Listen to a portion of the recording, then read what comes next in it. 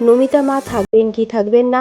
আর আপনারা যারা নমিতা মায়ের কাছে আসতে চাইবেন, তাছাড়া নমিতা মায়ের মন্দিরে একটি তালিকা রয়েছে যে সম্পর্কে আমি একটি ভিডিও দিয়েছি আপনাদেরকে, যে কোন বারে কোন সমস্যা দেখবেন উনি। আর তারা যে কোনো বারে তাদের সুবিধা দেখে চলে আসছেন মায়ের মন্দিরে। আমি আপনাদের দেখাবো যে নমিতা মায়ের মন্দির থেকে বেনিয়াপুকুর হয়ে হনুমানজির মন্দিরটা জাস্ট পেরিয়ে গিয়ে আপনারা 2 নম্বর প্ল্যাটফর্মে কীভাবে উঠবেন।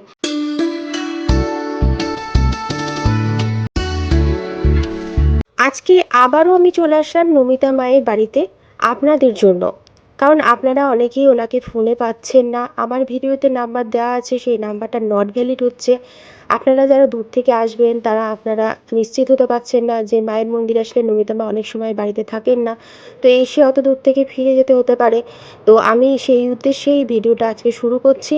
আপনাদের জন্যই নমিতা মায়ের কাছ থেকে আমি একটি ফোন নাম্বার চেয়ে নিয়েছি, যেটাতে শুধুমাত্র আমিই ফোন করে ওনাদের কাছ থেকে জানতে পারবো নমিতা মা থাকবেন কি থাকবেন না।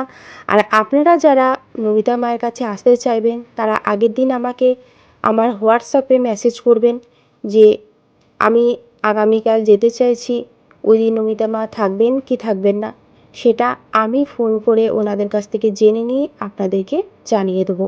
এছাড়া নমিতা মায়ের মন্দিরে একটি তালিকা রয়েছে যে সম্পর্কে আমি একটি ভিডিও দিয়েছি আপনাদেরকে, যে কোন বারে কোন সমস্যা দেখবেন উনি। আর সেই সমস্যা অনুযায়ী কিন্তু নমিতা মায়ের মন্দিরে আপনারা আসবেন, নতবা কিন্তু নমিতা মা যদি দেখেন যে অন্য সমস্যা সেইবারে এসেছে তাহলে কিন্তু আপনাদেরকে দেখতে নাও পারেন, আপনাদেরকে ফিরে যেতেও হতে পারে।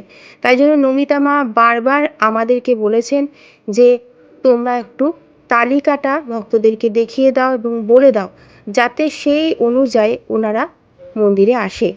আর আপনাদেরকে আমি বারবার বলছি, আমি আমার চ্যানেলে একটি ভিডিও দিয়েছি, যে ভিডিওতে পরিষ্কার করে বলে দিয়েছি কোন বারে কোন সমস্যা উনি দেখছেন। আবারও বলছি, কিছু সংখ্যক ভক্ত আছে যারা কিছু তালিকাই বুঝছেন না বা ভিডিও পুরোটা দেখছেন না, তারা যে কোনো বারে তাদের সুবিধা দেখে চলে আসছেন মায়ের মন্দিরে। এর জন্য মা একটু বিরক্তও হচ্ছে, কারণ উনি কোনো রকমভাবে বিশ্রাম পান না, সব সময় উনি ভক্তদের কাজ নিয়ে উনি ব্যস্ত থাকেন। আর উনি ঠিকমতো খেতেও সময় পান না এবং শুতেও সময় পান না, অর্থাৎ তার ঘুমই হয় না। তাই আপনাদের বারবার রিকোয়েস্ট করব, আপনারা একটু তালিকাটা দেখে নিন, জেনে নিন কোন সমস্যা কোন বারে দেখে, সেই অনুযায়ী আপনারা মন্দিরে আসবেন। জয় মা কালী। আজ ছিল শুক্রবার। আজ নমিতা মা সকালবেলায় পৌঁছাতেই মায়ের পুজো করছিলেন। আজ শুধুমাত্র ব্যবসার সমস্যা দেখা হয়। আর আজকে আমি আবারও জানিয়ে দেব নমিতা মা কোন সমস্যা কোন বারে দেখেন, সেই অনুযায়ী আপনারা মন্দিরে আসবেন। আচ্ছা মা, আপনি তো একটা তালিকা তৈরি করেছেন যে কোন দিন কোন ভক্ত দেখবেন, সেই হিসাবে আজকে শুক্রবার, তো আজকে হচ্ছে ব্যবসার কাজ, তাই তো? তো আমি তালিকাটা তো বলে দিয়েছি, আবারও বলে দিচ্ছি, রবিবার হবে বাচ্চার সমস্যা, আর সোমবার হচ্ছে যাদের ছেলে মেয়ে অবাধ্য, কথার অবাধ্য, আর মঙ্গলবার বাস্তুদোষ কাটানো, আর বুধবার দিন প্রেম ভালোবাসা, আর স্বামী স্ত্রীর যদি কোনো সম্পর্ক। হ্যাঁ, এটা একটু দেখিয়ে দেবো আমি। হ্যাঁ, 100 কাঠি ধূপ দিয়ে হচ্ছে, এটা কি ব্যবসা চলে না, ঠিক আছে? যাদের ব্যবসা চলে না তাদের জন্য 100 কাঠি ধূপ। আচ্ছা, আর মা দিদি থাকবে সাথে। যদি কেউ গাড়ির ব্যবসা করে বা টোটো চালক হয়, টোটোতে লাগাবে নাকি? ব্যবসা দোকান হলে দোকানে জ্বালাবে, কিংবা টোটো গাড়ি, টোটো, সবজি ব্যবসা হলে সবজি, এমএটিশন হলে এমএটিশনে, কাপড় জামা হলে একটা করে ধূপ জ্বালাবে, তাই তো? না, দুটো করে ধূপ। সকালে দুটো। আচ্ছা, এটা পুড়ে দেওয়া হবে, তাহলে ভালো ব্যবসা চলবে। আর যাদের বাড়ি ভাড়া করে যাচ্ছে তাদের কিছুটা পাইতে। হ্যাঁ, সব দিয়ে দিচ্ছি আমাদের। ধূপ আমি এখান থেকে দিয়ে দেবো যাদের নেই। আচ্ছা। যাদের বাড়ি ভাড়া হয় না সেক্ষেত্রেও একই তো? যা অনেকে প্রশ্ন করছে আমাকে যে ফোন নাম্বারটা তো দিয়েছেন কিন্তু ওটা কোনো নট ভ্যালিড দেখাচ্ছে, তো সেটা কি আমার কোনো দোষ আছে? না, আমি যাই নাম্বারটা দিতে পারেননি বলে তাই জন্য আমি তাদেরকে আর করতে পারি না। কিন্তু আমি যে নাম্বারটা নিয়ে যাচ্ছি সেটা সবাইকে তো দিতে পারবো না, দর্শকদেরকে। আমার কাছ থেকে সবাই জেনে নেবে যে আপনি কবে বাড়িতে বা মন্দিরে থাকছেন, সেই হিসাবে আসতে পারবে, তাই তো? ঠিক আছে।